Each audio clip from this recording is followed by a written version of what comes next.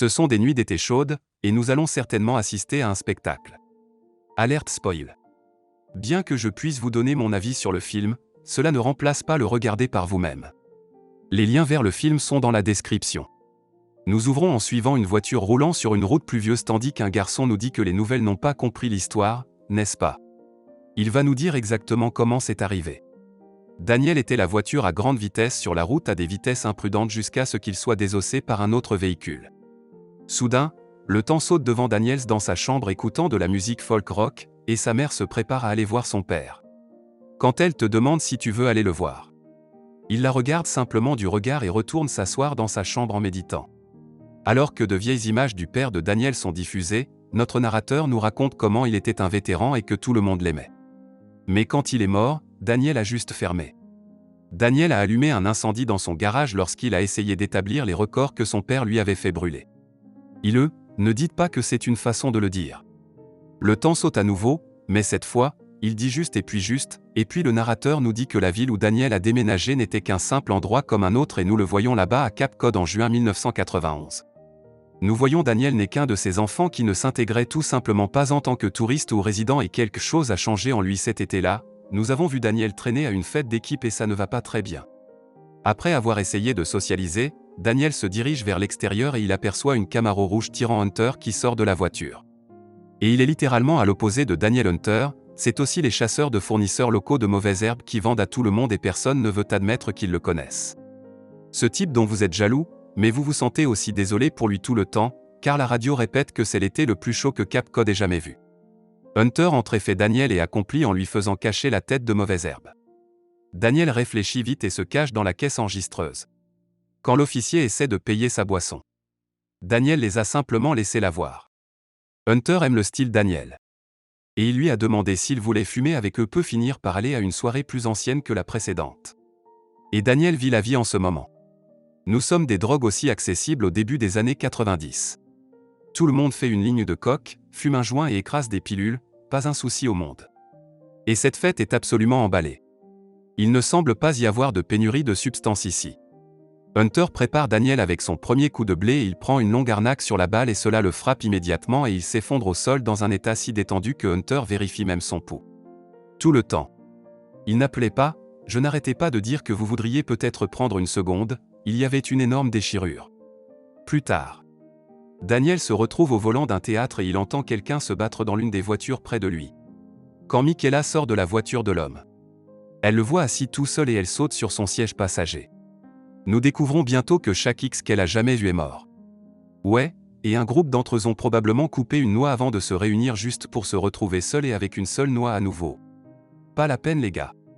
Quand le type vient à sa fenêtre pour essayer de la faire remonter dans sa voiture, Daniel décolle finalement pour la ramener chez elle. Au fur et à mesure du trajet, les deux semblent se connecter à un niveau inconfortable qui semble fonctionner. Mais quand il la dépose, nous voyons qu'elle ne veut pas s'occuper du père viol qui attend à l'intérieur. Après qu'elle soit sortie de la voiture, il la regarde marcher dans la rue. Le lendemain matin, Daniel fume avec Hunter sur la plage. Et il n'arrête pas de parler de Michaela. Il est contrarié de ne pas connaître son nom. Mais plus il parle d'elle, plus Hunter a l'air d'avoir une idée de qui il parle. Finalement, Daniel demande à Hunter de commencer à vendre de l'herbe et Hunter l'appelle pour vouloir le faire pour impressionner la fille. Quand il demande où elle habite, Daniel lui dit où il l'a déposée la nuit précédente et Hunter lui dit que Michaela est sa sœur. Je dois lui donner le crédit d'avoir demandé au chasseur de tous les gens, ce mec maladroit se trouve être le meilleur ami du trafiquant de drogue le plus cool de la ville, et il a les couilles pour demander à sortir avec sa sœur. Il est soit courageux, soit plus bête qu'une boîte de cailloux. Hunter lui dit qu'il veut qu'elle quitte la ville et mène une belle vie. Daniel continue en lui disant qu'il est toujours sérieux au sujet de la vente, et cela n'a que du sens. Après un peu de persuasion, il lui fait croire que c'est une bonne idée. Plus tard, Hunter lui donne un aperçu du produit. Et Daniel essaie de comprendre comment vendre aux gens un zip au lieu d'un centime.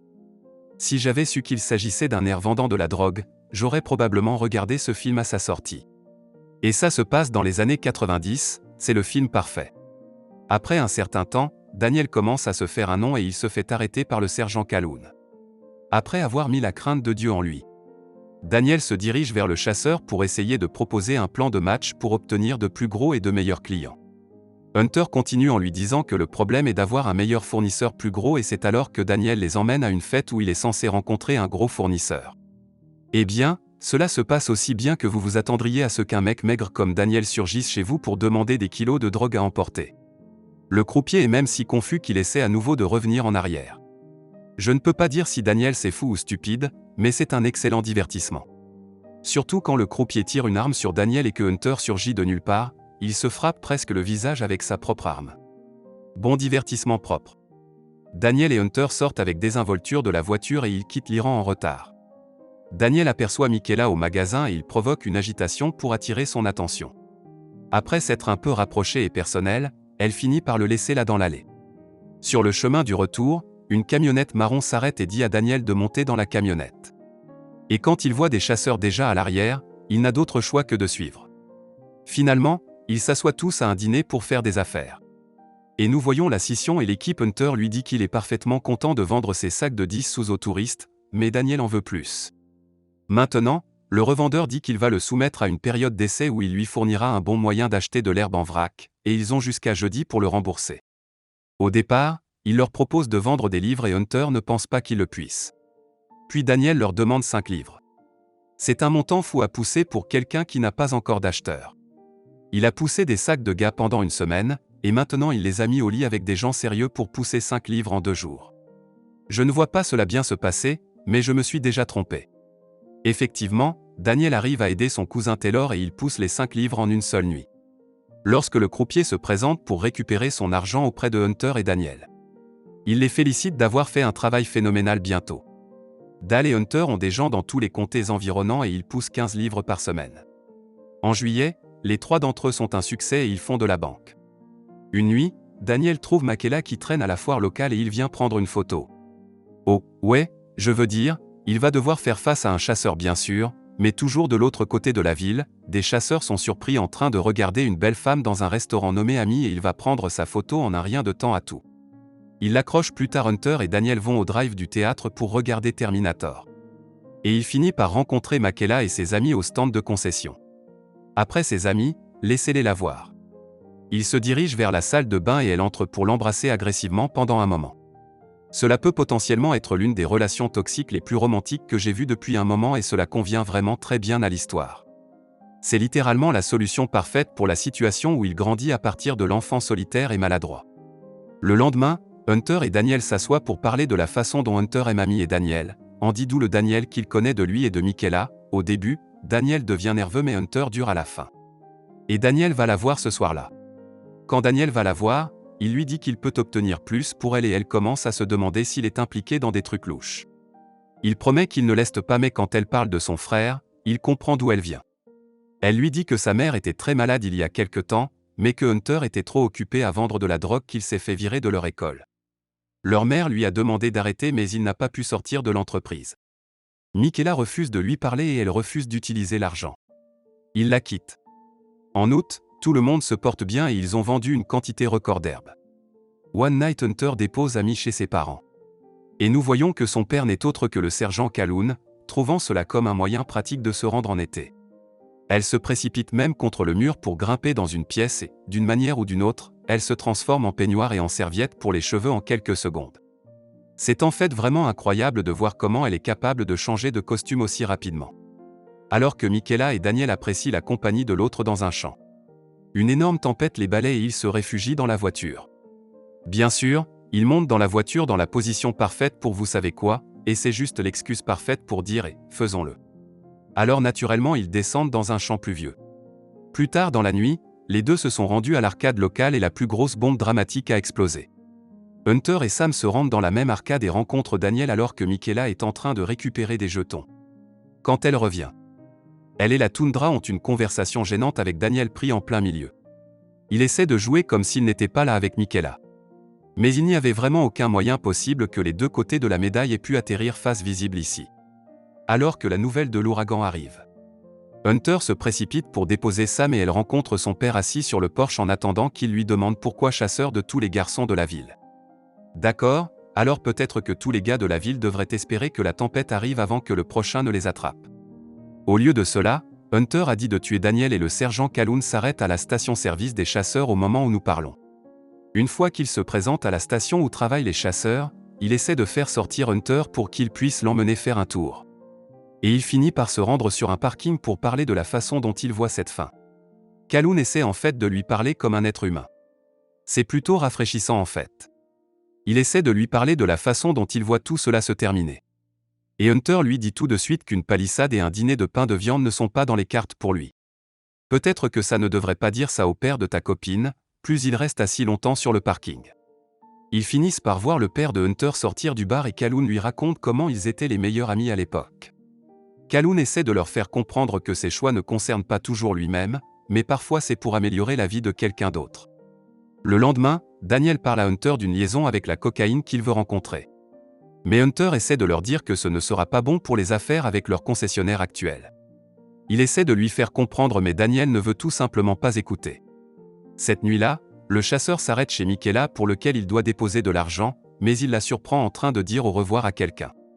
Il finit par s'excuser pour leur mère et il lui dit qu'il essaie de faire mieux. J'adore la façon dont elle le présente. Juste une chose qu'elle veut et elle ne prend rien d'autre que d'accord pour une réponse. Il finit par se retourner et lui dit qu'il va s'arrêter pour que tout le monde obtienne ce qu'il veut. Alors que la nouvelle de la tempête arrive à la radio, Daniel rencontre Hunter au garage et Hunter demande à Daniel la vérité pour savoir s'il a vu sa sœur de l'autre côté de la ville. Michaela et Père trouvent le sac d'argent. Elle a caché Hunter et elle le prend et s'enfuit. Michaela se rend au garage où elle trouve les deux hommes ensemble, et elle se rend compte qu'on lui a menti. Elle laisse tomber l'argent par terre et chasse Daniel saute dans sa voiture et suit après. Ensuite, nous voyons Daniel rencontrer Shep, qui dit une nouvelle connexion au monde Koch. Il essaie de faire des affaires et de partir, mais le tir le fait frapper une ligne avant de partir. Daniel découvre bientôt que la ligne qu'il a prise n'est en fait que du lait maternisé. Et Shep met tout cela au grand jour. Il sait pour qui Daniel travaille, et il va prendre son argent parce qu'il pense qu'il est juste stupide. Il veut qu'il s'enfuit loin. Et c'est là que Daniel part et se dirige vers le téléphone.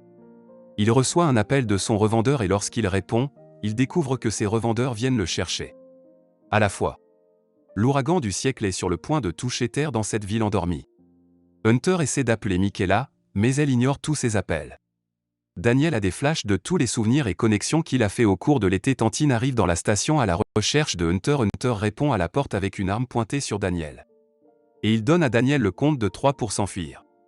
Alors que Daniel traverse la ville à toute vitesse, Hunter reste pour essayer de traiter avec le revendeur et il est tué dans le processus.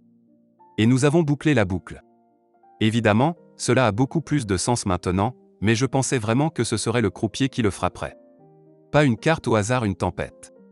Pendant ce temps, vous avez Michaela assise à la maison en train de penser à son frère, elle va avoir une surprise quand les tempêtes seront passées. Je retire littéralement ce commentaire.